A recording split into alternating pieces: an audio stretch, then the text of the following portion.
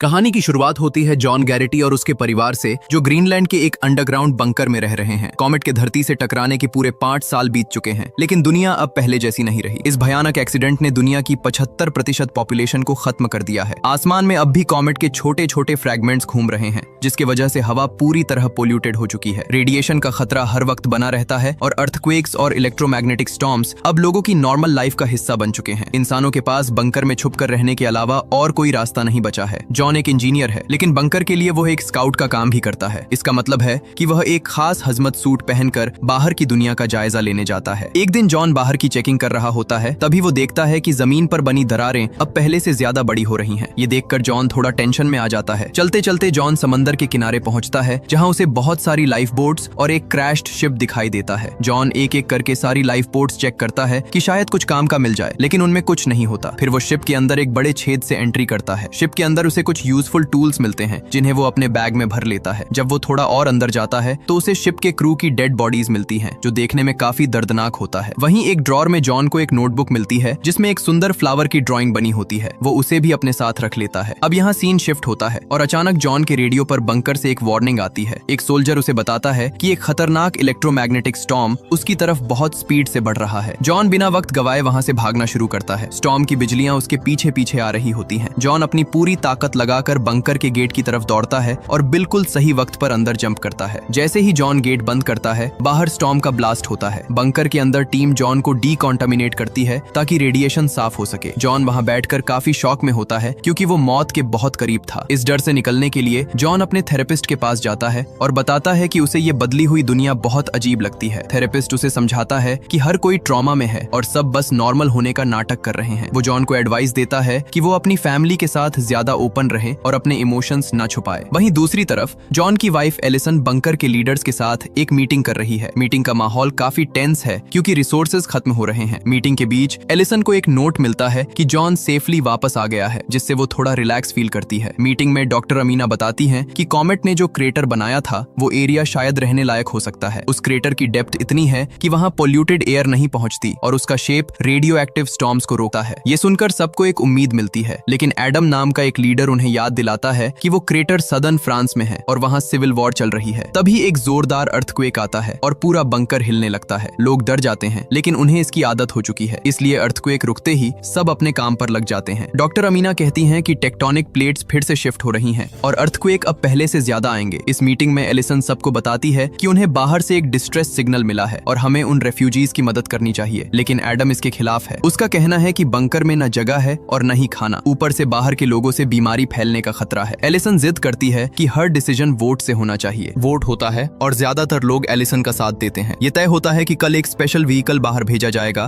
ताकि सर्वाइवर्स को लाया जा सके। रात को जॉन बंकर की पाइप्स फिक्स कर रहा होता है, तभी उसे पता चलता है कि उसका बेटा नेथन बंकर के एग्जिट गेट के पास गया था। एलिसन नेथन पर बहुत गुस्सा होती है और उसे समझाती है कि जॉन को हर रात कितनी बुरी तरह खांसी होती है, क्योंकि वो बाहर स्काउटिंग पर जाता है। डिनर के वक्त जॉन वो फ्लावर वाली नोटबुक एलिसन को गिफ्ट करता है। जब नेथन टेबल पर आता है तो जॉन उसे बहुत डांटता है, जिसकी वजह से नेथन रोने लगता है और अपने रूम में चला जाता है। जॉन और एलिसन थोड़ी देर डांस करते हैं, लेकिन एलिसन जॉन की खांसी सुनकर फिर से परेशान हो जाती है। अपने रूम में नेथन एक फ्लैशलाइट और छेद वाली शीट से सीलिंग पर नकली स्टार्स बनाता है और इमेजिन करता है कि वो असली आसमान के नीचे है। अब सीन शिफ्ट होता है अगले दिन पर। जॉन को बंकर की दीवारों में बड़ी बड़ी दरारें दिखाई देती हैं, जो कि एक बहुत बुरा साइन है। बाहर गया स्नो कैट कुछ सर्वाइवर्स को लेकर वापस आ रहा होता है। टीम रेडियो पर कांटेक्ट करके कहती है कि उन्हें एक और ट्रिप करनी होगी, क्योंकि काफी लोग पीछे छूट गए हैं। एडम तुरंत मना कर देता है और गुस्से में चिल्ला उठता है। तभी एक बहुत भयानक अर्थक्वेक आता है, जो पहले वाले से कहीं ज्यादा पावरफुल होता है। स्नो कैट से कनेक्शन टूट जाता है, बंकर की सीलिंग गिरने लगती है और हर तरफ मलबा गिरने से लोग इंजर हो जाते हैं। जॉन के सिर पर भी एक पत्थर लगता है और धूल की वजह से उसकी खांसी और बढ़ जाती है। हर तरफ अलार्म बज रहे हैं और बंकर के अंदर एक एक्सप्लोजन होता है। जॉन जल्दी से एलिसन के ऑफिस पहुंचता है और उसे मलबे से बाहर निकालता है। फिर दोनों भागते हुए नेथन के रूम में जाते हैं। नेथन ने मास्क पहना होता है, लेकिन उसे सांस लेने में तकलीफ हो रही होती है। जॉन अपने परिवार को पैकिंग करने के लिए बोलता है और खुद एक्स्ट्रा मास्क ढूंढने निकल जाता है। बंकर के अंदर पैनिक मची हुई है, लोग इधर उधर भाग रहे हैं। जॉन किसी तरह लॉकर तोड़कर मास्क निकालता है और नेथन को पहनाता है, जिससे वो थोड़ा बेहतर फील करता है। इसके बाद हम देखते हैं कि बंकर की दीवारें पूरी तरह से टूट रही हैं। एग्जिट गेट पर लोगों की इतनी भीड़ है कि गेट खुल ही नहीं रहा। जॉन देखता है कि वहां से निकलना इम्पॉसिबल है, इसलिए वो अपने परिवार को ईस्ट टनल की तरफ ले जाता है। वहां पहुंचकर उन्हें पता चलता है कि टनल कोलैप्स हो चुकी है, लेकिन उनके पास और कोई रास्ता नहीं है, इसलिए जॉन सबको मलबे के नीचे से रेंग कर पार करने को कहता है। ये काफी खतरनाक होता है क्योंकि मलबा कभी भी उन पर गिर सकता है। किसी तरह वो टनल क्रॉस करके दूसरे डोर तक पहुंचते हैं। जॉन गेट खोलने का बटन दबाता है तो मशीन से जोरदार आवाज आती है और पूरा रूम गिरने लगता है। वो लोग तेजी से बाहर भागते हैं और बिल्कुल एंड मोमेंट पर बंकर से बाहर निकल जाते हैं। बाहर का नजारा काफी डरावना है। जमीन से पानी के गीजर्स निकल रहे हैं। इस भगदड़ में नेथन खो जाता है। जॉन और एलिसन उसे ढूंढने के लिए पीछे भागते हैं और देखते हैं कि नेथन गिर चुकी डॉक्टर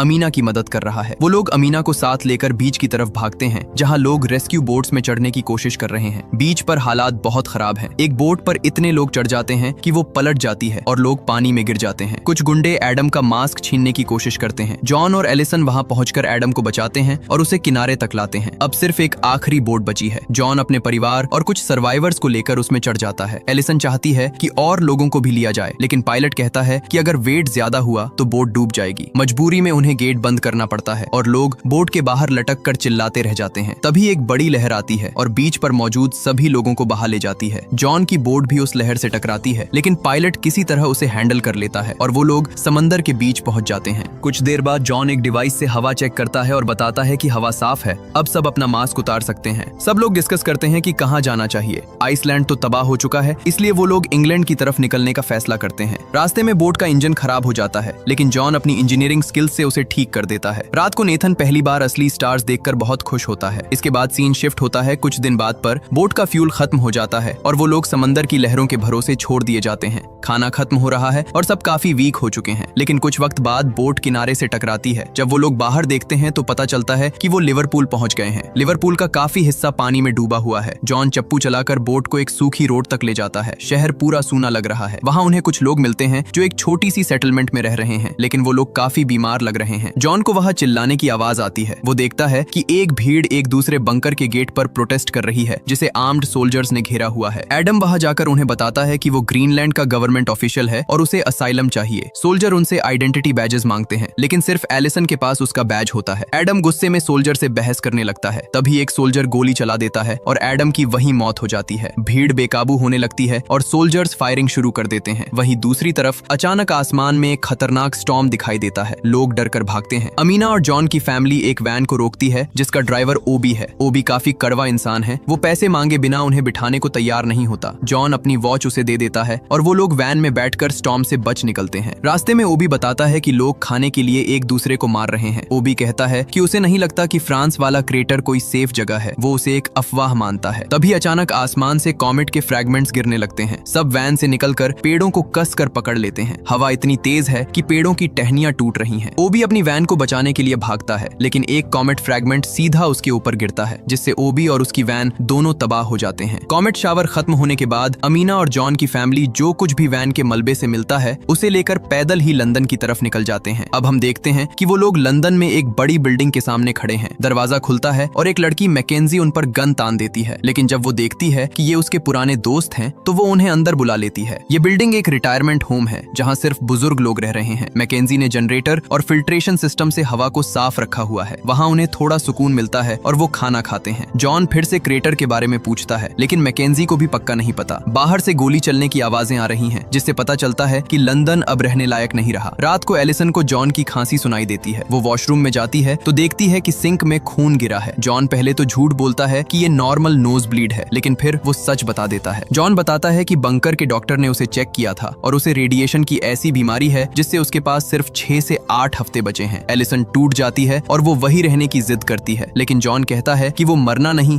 बल्कि अपने परिवार के लिए एक नया घर ढूंढना चाहता है। अगले दिन मैकेंजी उन्हें एक कार और एक गन देती है। जॉन, एलिसन, नेथन और अमीना कार लेकर फ्रांस के लिए निकलते हैं। रास्ते में जॉन महसूस करता है कि नेथन काफी उदास है, तो वो रोड ट्रिप गेम्स खेलने का आइडिया देता है। अचानक एक गोली कार की विंडो तोड़ती है और सीधा अमीना के सिर में लगती है। अमीना की स्पॉट पर ही डेथ हो जाती है। कुछ गुंडे झाड़ियों से कार पर फायरिंग कर रहे हैं क्योंकि उन्हें कार चाहिए। जॉन पोजीशन लेता है और गन से एक एक करके रॉबर्ट्स को मारने लगता है। जब जॉन की बुलेट्स खत्म हो जाती हैं, तब एलिसन दूसरी गन से आखिरी गुंडे को ढेर कर देती है। वो लोग काफी दुखी होते हैं और अमीना को वही दफना देते हैं। नेथन को ये अजीब लगता है कि हम मरने वाले के लिए प्रार्थना क्यों करते हैं जबकि वो जा चुका है। इसके बाद वो लोग आगे बढ़ते हैं और देखते हैं कि इंग्लिश चैनल का सारा पानी सूख चुका है और वो एक रेगिस्तान बन गया है। वहाँ बड़े बड़े शिप्स और कंटेनर्स जमीन पर पड़े हैं। इसके बाद सीन शिफ्ट होता है जब वो फ्रांस और इंग्लैंड के बीच एक बहुत बड़ी खाई के पास पहुंचते हैं। उस खाई को पार करने का सिर्फ एक रास्ता है, एक पुराना पुराना रस्सी वाला पुल। नेथन बहुत डर जाता है, इसलिए जॉन पहले चलकर उसे हिम्मत देता है। वो लोग धीरे धीरे पुल पार कर रहे होते हैं, तभी तेज हवा चलने लगती है और पुल झूलने लगता है। किसी तरह वो बीच में मौजूद एक बड़ी चट्टान तक पहुंचते हैं। वहां से दूसरी तरफ जाने के लिए लोहे की 2 सीढ़ियां लगी हुई हैं। तभी एक जोरदार अर्थक्वेक आता है और रस्सी वाला पुल टूट कर नीचे गिर जाता है, जिससे काफी लोग मारे जाते हैं। एक आदमी डर के मारे पीछे मुड़ता है और नेथन के ऊपर गिर जाता है। जॉन और एलिसन किसी तरह नेथन को बचाते हैं और वो आदमी खाई में गिर जाता है। रॉक धीरे धीरे टूट रही है, इसलिए वो तेजी से सीढ़ी चढ़कर फ्रांस की जमीन पर पहुंच जाते हैं। अब वो लोग पैदल ही फ्रांस के वेस्टलैंड में चल रहे हैं। तभी उन्हें एक शख्स डेनिस मिलता है जो उन पर गन तान देता है, लेकिन जब उसे लगता है कि ये लोग खतरनाक नहीं हैं, तो वो उन्हें अपने घर ले जाता है। डेनिस एक पुरानी फैक्ट्री में रह रहा है जिसे उसने सोलर पैनल से पावर किया हुआ है। वहाँ उसकी बेटी कैमिल और उसकी म्यूट और व्हीलचेयर बाउंड वाइफ रहती हैं। डेनिस बताता है कि क्रेटर तक का रास्ता बहुत खतरनाक है, क्योंकि वहाँ फ्रेंच आर्मी और इंसर्जेंट्स के बीच जंग चल रही है। जॉन डेनिस को बताता है कि उसके पास वक्त कम है। अगले दिन डेनिस जॉन को एक मैप देता है और उसे अपने एक मिलिट्री दोस्त का फोटो देता है ताकि रास्ते में आर्मी उनकी मदद करे। डेनिस जॉन से रिक्वेस्ट करता है कि वो उसकी बेटी कैमिल को भी अपने साथ ले जाए ताकि वो सेफ रह सके। कैमिल अपने पेरेंट्स को रोते हुए बाय बोलती है और जॉन की फैमिली के साथ निकल जाती है। कुछ देर ड्राइविंग के बाद जॉन सबका मूड ठीक करने के लिए गेम खेलता है। तभी रास्ते में उन्हें सोल्जर्स घेर लेते हैं। कैमिल अपने पिता के दोस्त का नाम लेती है और वो फोटो दिखाती है, जिसके बाद सोल्जर्स उन्हें आगे जाने देते हैं। रात को वो लोग एक वॉर जोन में पहुंचते हैं जहां हर तरफ धमाके हो रहे हैं। एक सोल्जर उन्हें खाइयों के रास्ते ले जाता है। जॉन की हालत खराब हो रही है, वो बार बार खून की खांसी कर रहा है। ट्रेंच में उन्हें बहुत सारी डेड बॉडीज दिखती हैं। सोल्जर उन्हें एक फॉरेस्ट के पास छोड़ देता है और कहता है कि बस आगे बढ़ते रहो। अगले दिन सुबह उन्हें पहाड़ों के बीच एक नया रास्ता दिखता है। जॉन समझ जाता है कि वो क्रेटर के बहुत पास है। वो लोग एक मिलिट्री कैंप पहुंचते हैं और पता चलता है कि डेनिस का दोस्त मारा जा चुका है। जॉन एक सोल्जर के सामने गिड़गिड़ाते हुए कहता है कि वो मरने वाला है और उसे बस अपने बच्चों को बचाना है। सोल्जर को रहम आ जाता है और वो उन्हें एक बस में बिठा देता है जो क्रेटर की तरफ जा रही है। मूवी के एंड में हम देखते हैं कि बस रास्ते में एक एक्सप्लोजन का शिकार हो जाती है। इंसर्जेंट्स बस को घेर लेते हैं और ड्राइवर को मार देते हैं। जॉन अपने परिवार को बाहर निकालता है और खुद एक इंसर्जेंट से भिड़ जाता है। बस के अंदर से गोली चलने की आवाज आती है। कुछ देर बाद जॉन बाहर निकलता है। वो जीत तो गया है, लेकिन उसे गोली लग चुकी है। नेथन जॉन के जख्म को दबाता है और एलिसन बस चलाकर पहाड़ी के ऊपर ले जाती है। जब वो लोग पहाड़ी की चोटी पर पहुंचते हैं तो उन्हें नीचे एक बहुत सुंदर नजारा दिखता है। क्रेटर के अंदर सब कुछ हरा भरा है, पानी साफ है और हवा बिल्कुल शुद्ध है। ये वही जगह है जहाँ से नई दुनिया की शुरुआत हो सकती है। जॉन वही जमीन पर गिर जाता है। एलिसन, नेथन और कैमिल उसके पास बैठकर रोने लगते हैं। जॉन अपने परिवार को एक आखिरी बार देखता है और सुकून से अपनी आंखें मूंद लेता है। नेथन अपने पिता की वही पुरानी प्रेयर दोहराता है और पूरा परिवार उस नई दुनिया की तरफ देख रहा होता है जहां अब मौत नहीं बल्कि जिंदगी है। इसी के साथ ये कहानी खत्म होती है। अगर आपको ये वीडियो पसंद आई हो तो प्लीज चैनल को सब्सक्राइब जरूर करें और बेल आइकन को भी प्रेस कर दें ताकि ऐसी और वीडियोस आप तक पहुंचती रहें। देखने के लिए धन्यवाद।